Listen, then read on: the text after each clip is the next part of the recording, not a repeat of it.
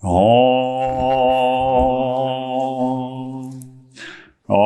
Sahanā-Vavatu, Bhunaktu, Saha Vīryam Karavā-vahai, Tejas Vinā Vadhīta Mastu, Vidvishā-Vahai. Om Shānti, Shānti, Shāntihi. On below Sakura Sivananda Maharaji Ki, and for all of the saints and sages of all the traditions. Jai. Hari Om Tat Sat. Okay, continuing in chapter 8, and the discussion is about the patterns of thought culture. The patterns that we carry in, and then the repatterning. The transformational repatterning. The importance of thought culture. He says, thought culture is a vital subject. Very few people know this art or science. Even the so-called educated people are unaware of this fundamental education. It's true. It's true. Most of us don't know the importance of thought, and most of us don't know that it's possible to change the thought, to select the thoughts. I again have the image of Saint Teresa at a young age, Saint Teresa having discovered this and speaking of molding the character as if it were clay. Right?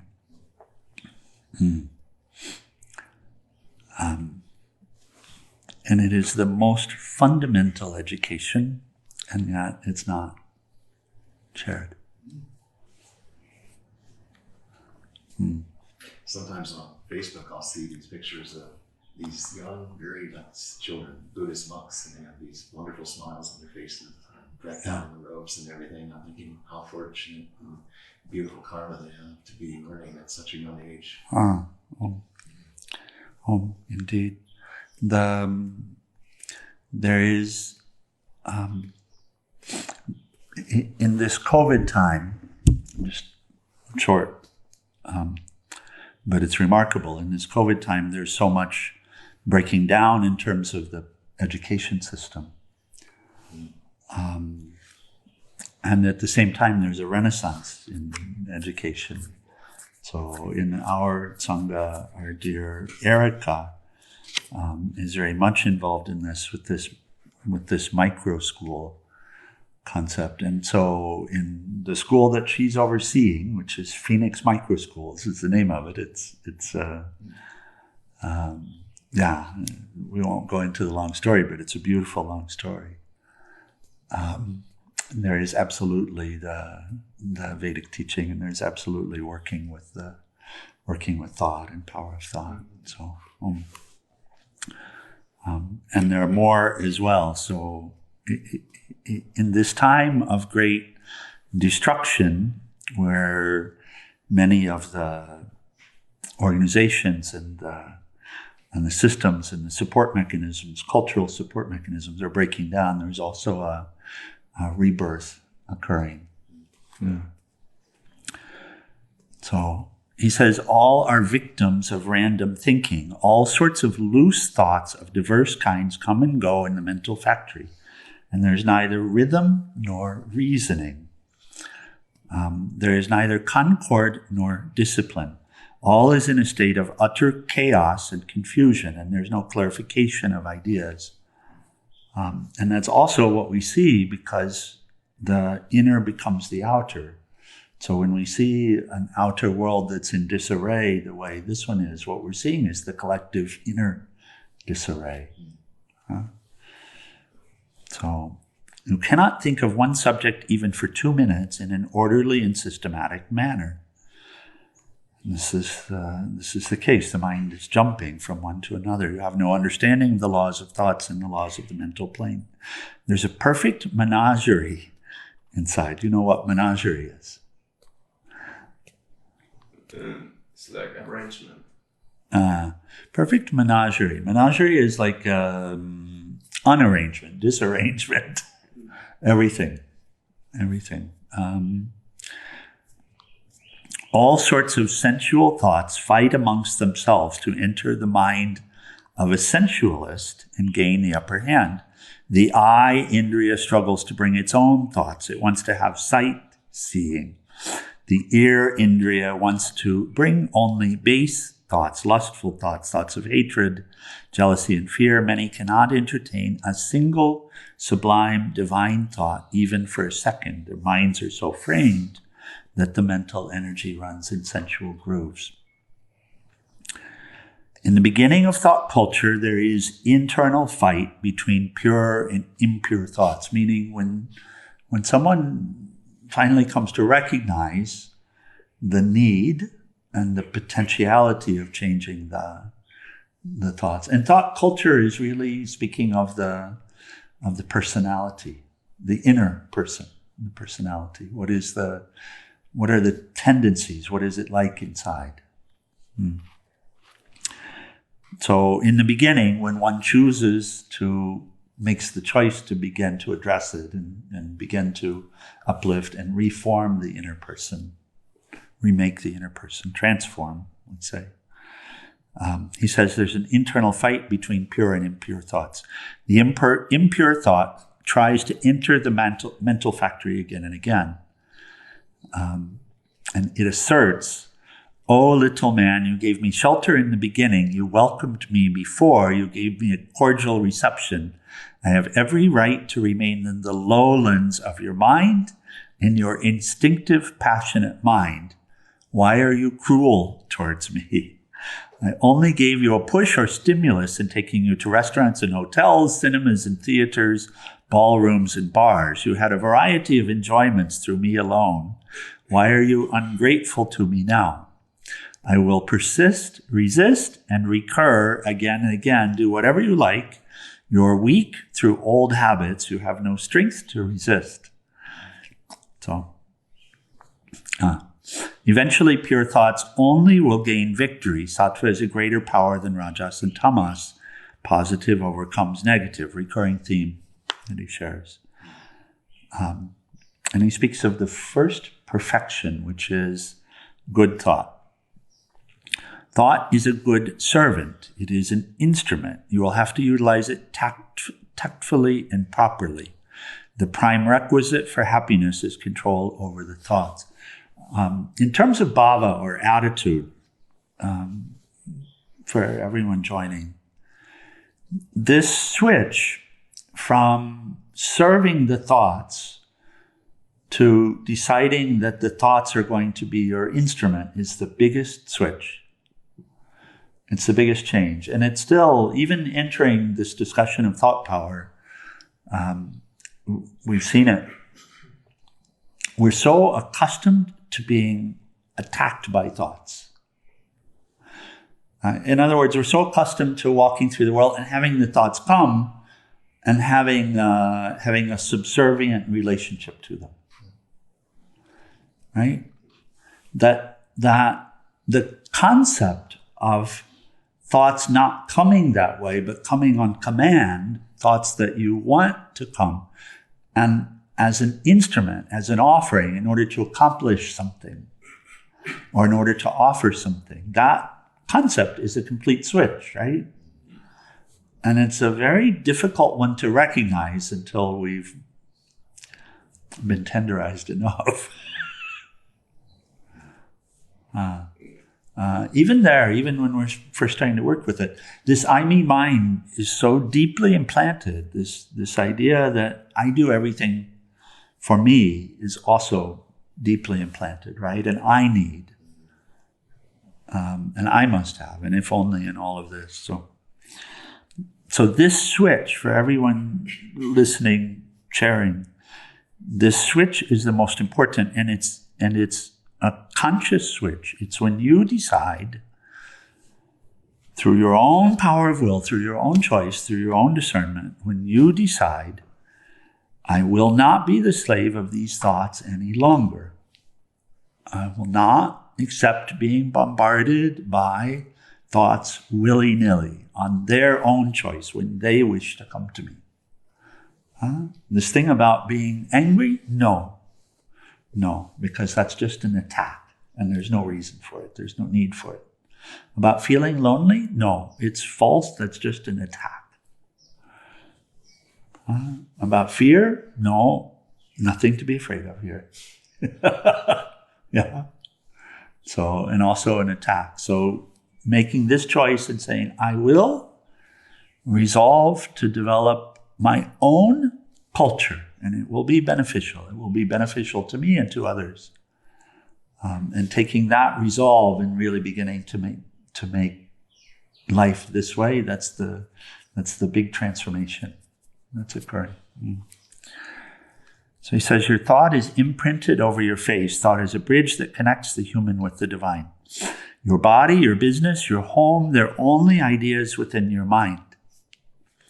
Thought is a dynamic force. Good thought is the first perfection. Thought is real wealth. This statement that he makes, and it might sound so odd, but he says, your body, your business, your home, your family, for example, they're only ideas within the mind.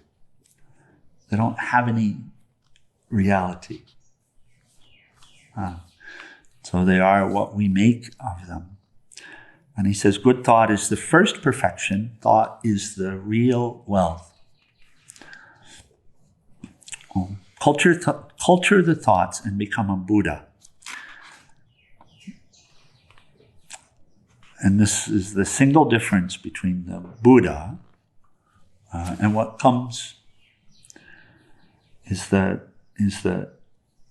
we also want to hear, we need to hear that Buddha, the name Buddha, the term Buddha, that was not a person, just as Jesus' last name was not Christ. Buddha was not his name. He was just called Buddha. And he would say, there have been countless Buddhas before me and there will be countless Buddhas after me. Buddha, for anyone that's not aware, Buddha, the name, the term is simply meaning the enlightened intellect or the enlightened one. So the buddhi, the intellect, subject to the light. So Buddha is the goal. Buddhahood is the goal. Gopala will be with us probably about 10 a.m. He said that was the last update. And we know the conversations there. Gopala has this Buddha karma.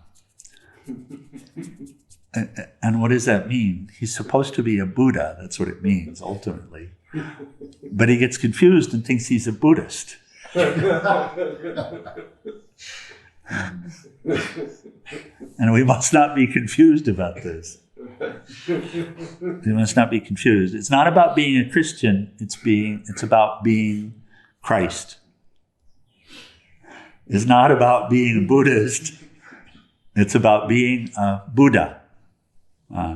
So Christ is the ruler of the kingdom, and the kingdom is the kingdom of the person. And so the Christ has the same name as the word Swami. Swami means master, but master over the lower nature. So, and it doesn't mean because someone is called a Swami that they have. It doesn't mean that, but that's what's to be attained to, is to be a Buddha, or to be a Christ, or to be a master, but not of others, of one's own inner self, where one's own inner self is doing your bidding at your command. And of course, what you really want is you really want to be beneficial. You really want to live in a pristine place and share the pristine place. So culture the thoughts and become a Buddha. How? Drive away from your mind all unnecessary, useless, and obnoxious thoughts.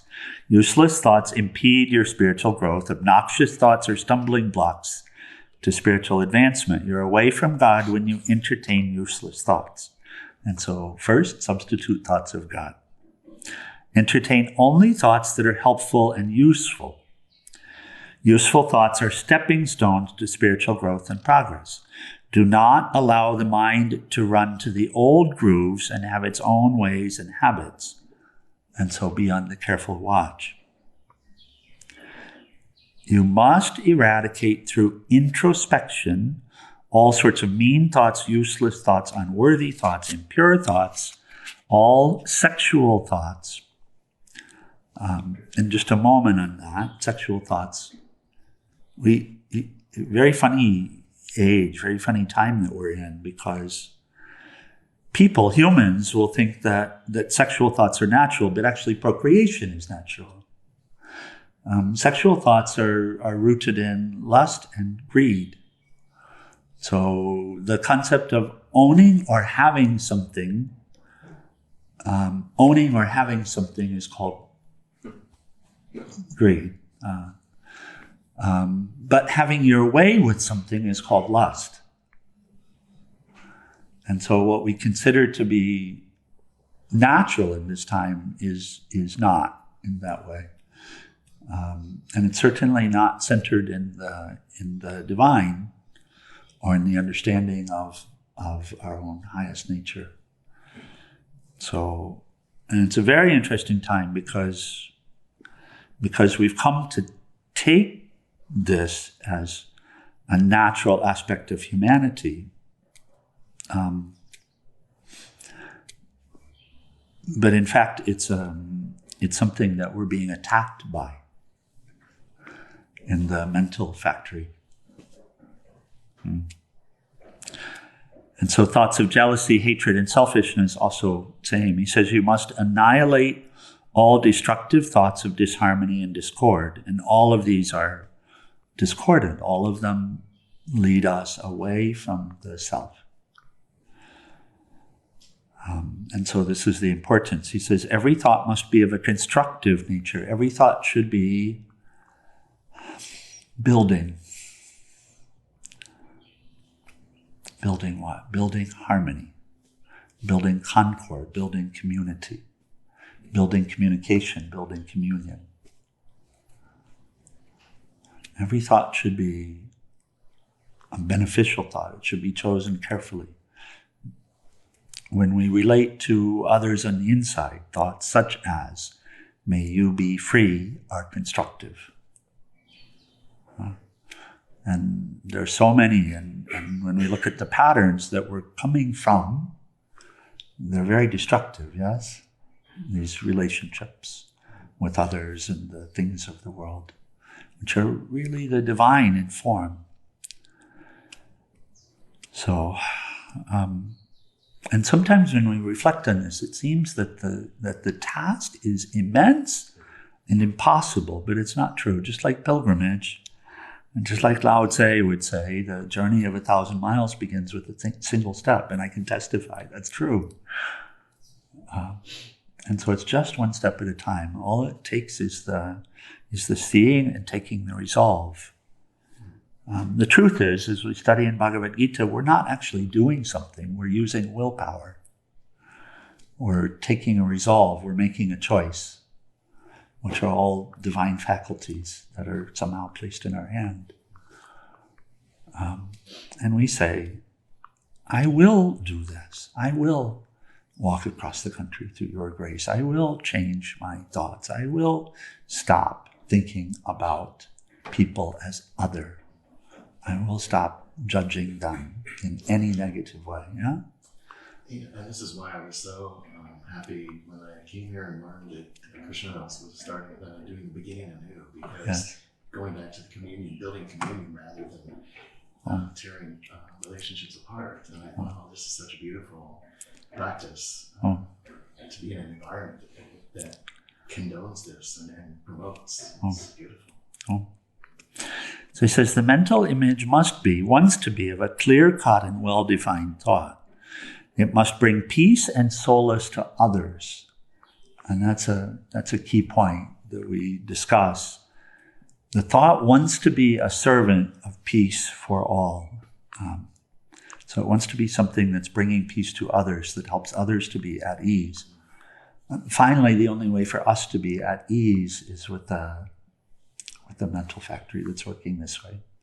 As long as it is, I need peace, then it's not there. But as an offering, it's there. He says, then, it must bring peace and solace to others. It should not bring even the least pain and unhappiness to anyone. Then you are a blessed soul on the earth. You are a mighty power on the earth. You can help many, heal thousands, spiritualize and elevate a large number of persons, as did Jesus or Buddha.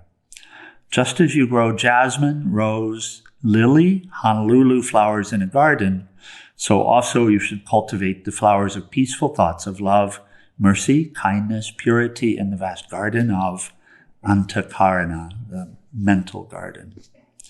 Through introspection, you will have to water this garden of mind. With meditation and sublime thinking, remove the weeds of vain, useless, discordant thoughts. And then he says very specifically, avoid thoughts of another person's defects. He names it because we all, having taken this birth, we've all suffered with this. We all do suffer with this to a greater or lesser extent. That's what ego sense will do, is it will parse, it'll divide.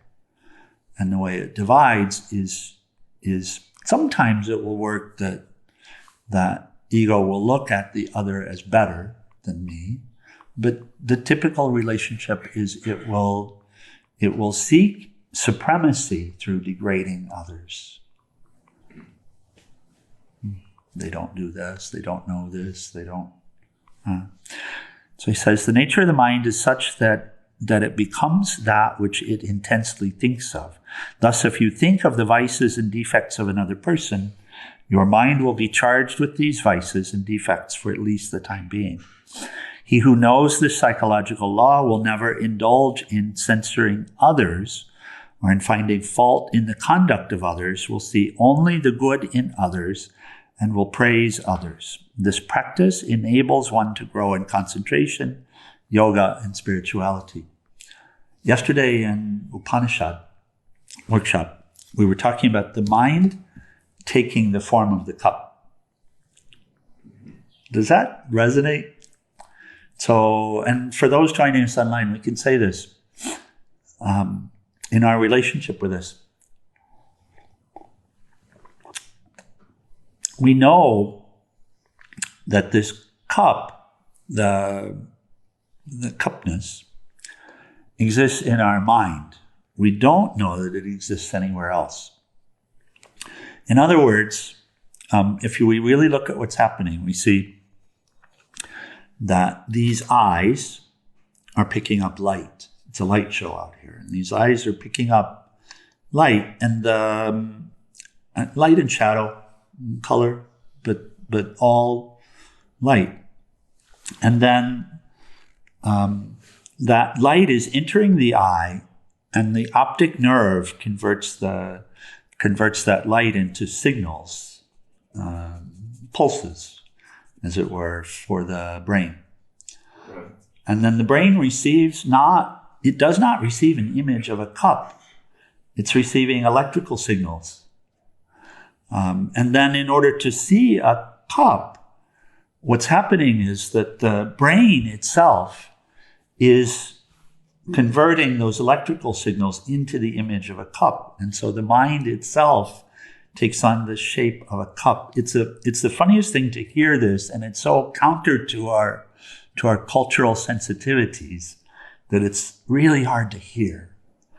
And the stronger our ideas, the harder it'll be to hear. But if you reflect on it for a while, you'll see that the mind has become a cup. That cup is existent in the mind. But we don't know if it exists outside of the mind. That's the discussion we have sometimes about computer simulation. And our modern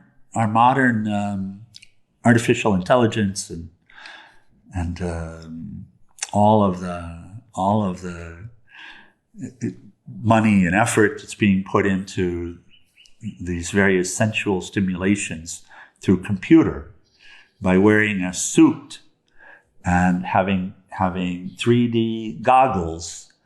What was on a computer monitor now is experienced sensually as if it were real, right? And the experience that we have is the same. It's as if it were real, and we take it to be real. People that are placed in sense deprivation chambers for some time have a particular experience, but also now people that are wearing these goggles and suits and living in the world of computer games, after some time, they take that to be the reality. Huh? Really. But where is that escape? Where is that place where the game is going on? We know that it's existent in the mind. But if you look for it outside, you won't see it, correct? You'll see someone wearing a suit and dancing around like this with their lightsaber.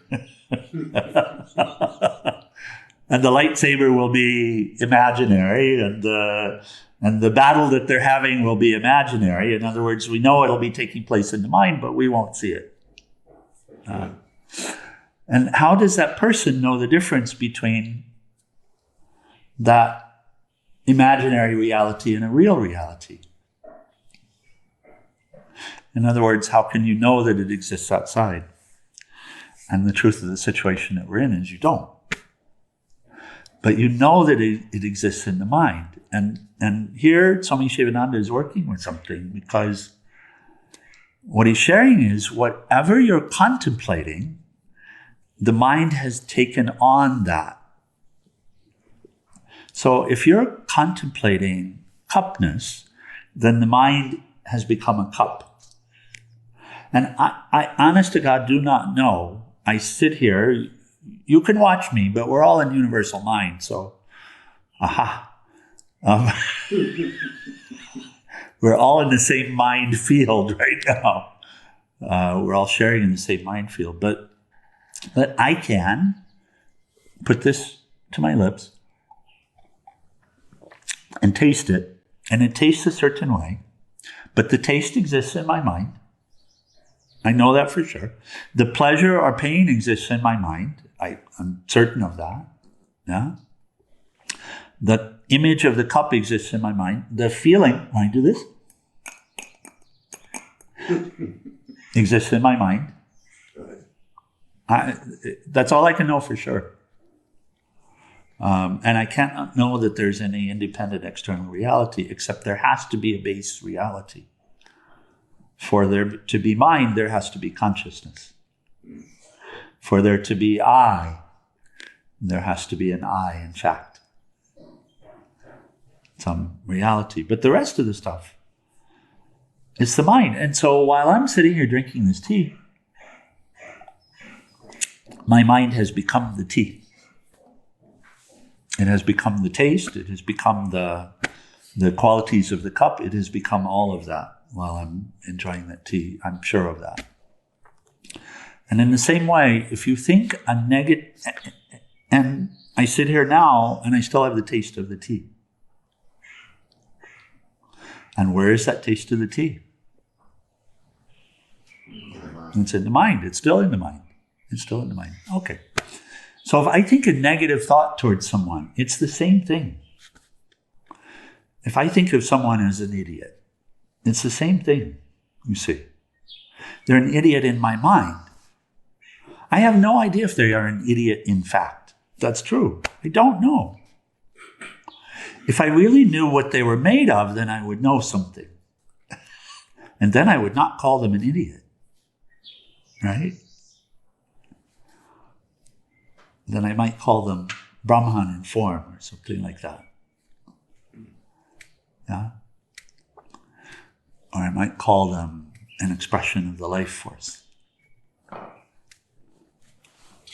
But to call them an idiot only exists in my mind. And by the way, when I do that, the residue, just like the residue of the taste of this tea remains in the mind and remains an aspect of the mind, then that idiot that I created in my mind also remains in my mind. The residue of it remains.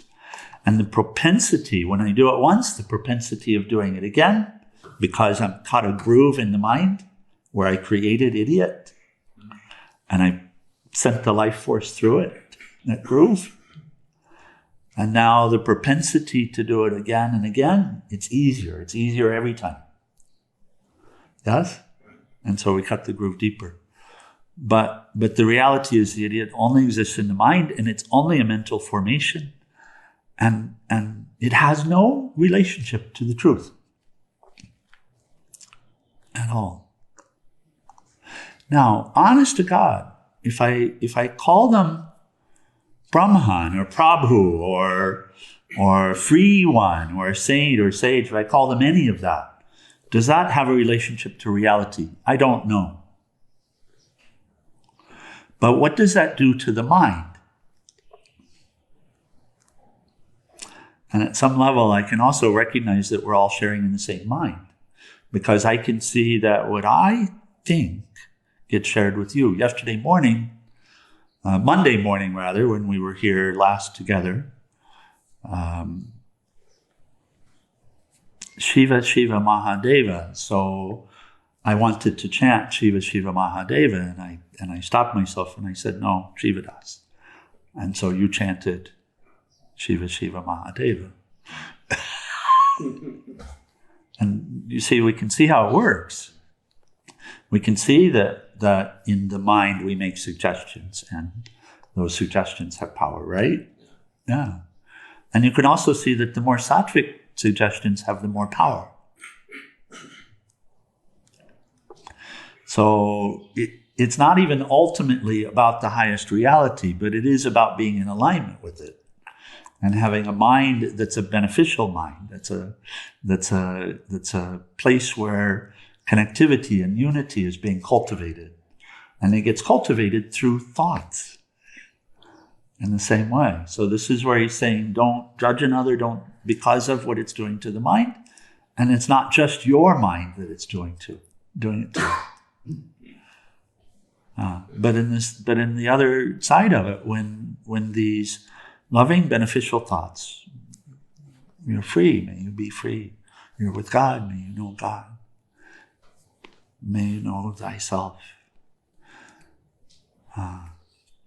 You are a thought, you are infinite. You are so beautiful. I was struck last night watching Ramdas. Especially the part where he describes how he loves being with those who are dying. And he describes the episode of the woman that he sat next to the bedside and held her hand, and looking into each other's eyes very deeply, and it's like they were becoming one. And he said it was just so undescribable but beautiful. And they said, well, we've said all we need to say. They didn't hardly say a word. Yeah.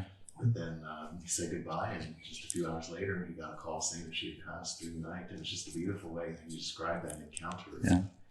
Picking up on each other's thoughts and just being with each other, being in the presence and holding space for each other. And it's very beautiful how he described that. All he actually knows is the thoughts that he cultivated and brought and shared with her. Yeah. And no doubt those were intentional. Yeah. Freeing, uplifting, freeing. Yes, exactly. Yeah. Because he said that she was in so much pain, physical pain, and then she quieted down as he was saying. That's because of the way he saw her. Yes, indeed. It's because of the way he saw her and that he shared with her. That's just a little deeper view of what he's sharing. So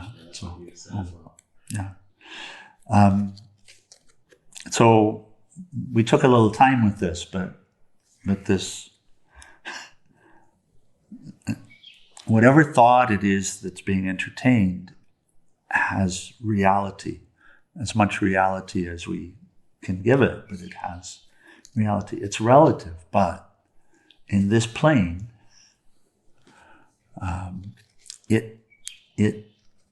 the mind becomes it. So again, you can have this discussion about reality, and okay, real reality, highest reality, silence. Then why utilize the mind? Well, utilization of the mind, developing the mind as an instrument for upliftment, uplifts all and brings all towards freedom.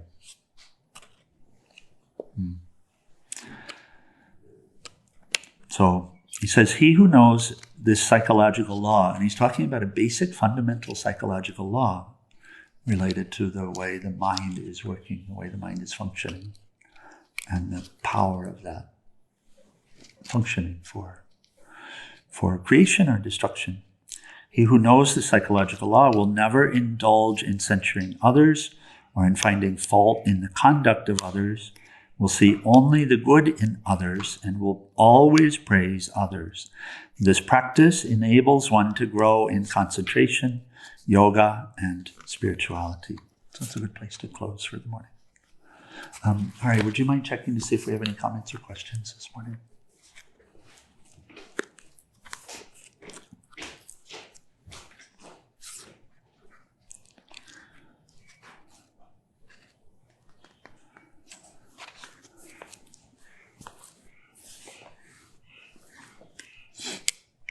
Think only divine thoughts, the mind becomes divine.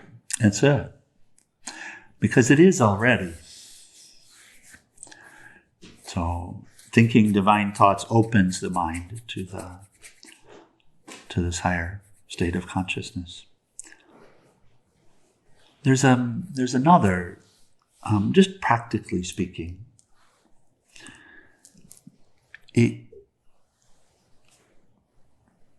God is one. Seeing God is a deep or deeper way of seeing.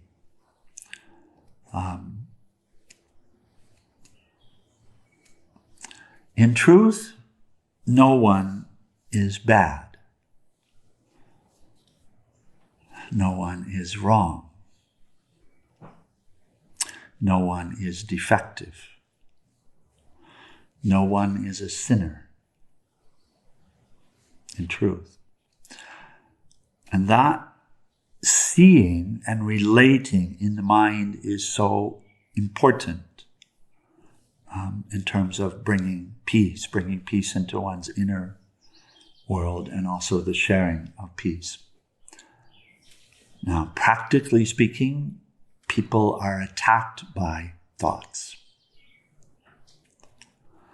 And there also is, depending upon one's duty, a need to recognize this. And so that means that we may see, and we want to be able to see the unity in all. We want to be able to see all in the one. We don't want to lose track of the one, but also we do relate to and deal with different objects and different people differently. That's teaching from the Gita. So a very positive way to relate to it. If we're looking for a way to relate to it, when someone's really caught up in very detrimental activity, how do you relate to it? Here's a practical way to do, which is to see the God in them and to see them in God, but also to recognize that they're dealing with something which is attacking them.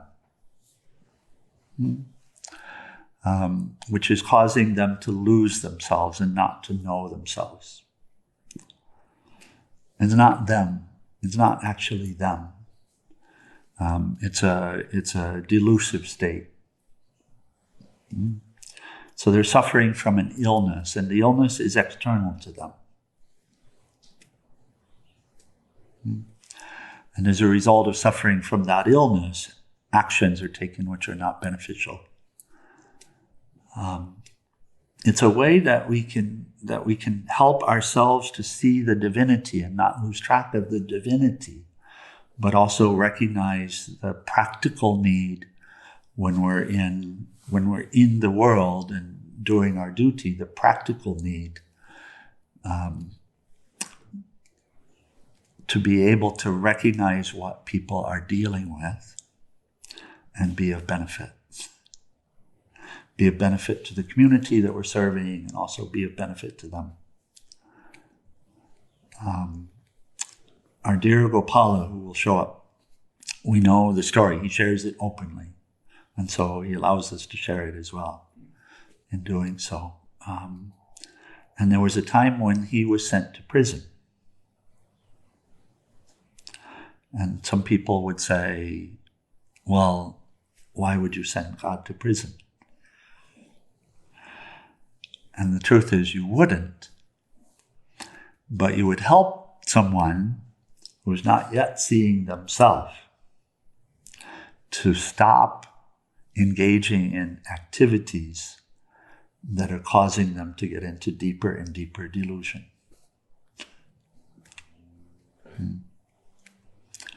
So, just a way of relating. There's a lot happening in this time. Always to think a person is bad, to think a person is wrong, it's never beneficial. It's never beneficial. It never helps. To recognize that the activities that they're engaging in are not beneficial, to have the clarity to actually be able to see that instead of saying, I'm right and they're wrong, all of that, I'm right, they're wrong, that not beneficial. But to see what someone's dealing with, not as an external foe, but within the mind itself, is healthy, becomes healthy. Peace Pilgrim used to say, she used to speak of people as being psychologically ill, and she said you wouldn't think bad about someone because they're suffering from cancer. Yes? And so when they're entertaining these harmful thoughts, why do we think bad about them? So it doesn't even make sense to entertain negative, detrimental thoughts towards people. It does not even make sense. It's not beneficial. It's not true. And it's not even sensical. It's not even logical according to the laws of this world. It doesn't even make sense. Okay, enough.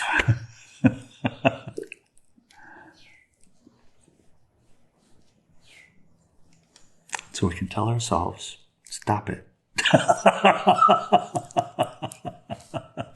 He, she is perfectly pure.